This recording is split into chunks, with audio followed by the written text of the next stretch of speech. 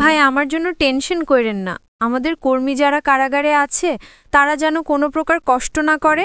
ব্রাহ্মণবাড়িয়া ৬ বাঞ্ছারামপুর উপজেলার জনপ্রিয় নেতা ও তরুণ সমাজের প্রেরণার দুর্দিনের কাণ্ডারি কৃষিবিদ মেহেদী হাসান পলাশ নিজে স্বৈরাচারের কারাগারে থাকা অবস্থায় তাকে কারাগারে দেখতে যাওয়া শুভাকাঙ্ক্ষীদের উদ্দেশ্যে এই আবেগঘন বক্তব্যটি দিয়েছিলেন।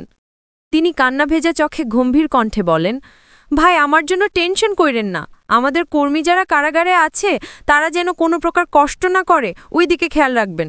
কথা দেন ভাই, এটা কিন্তু আপনাদের উপর আমি ইমানি দায়িত্ব দিয়ে দিলাম। তার এই বক্তব্যে উপস্থিত শুভানুধ্যায়ীরা গভীরভাবে আবেগাপ্লুত হয়ে পড়েন।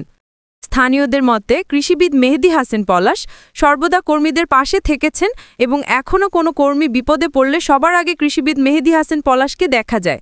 তাই বাঞ্ছারামপুর উপজেলা বিএনপির আবেগ ও ভালোবাসার অপর নাম কৃষিবিদ মেহেদী হাসান পলাশ। বাঞ্ছারামপুর উপজেলা তৃণমূল বিএনপির প্রাণের দাবি, আগামী সংসদ নির্বাচনে মেহেদী হাসান পলাশকে বাংলাদেশ জাতীয়তাবাদী দল বিএনপির কাণ্ডারি হিসেবে দেখতে চাই।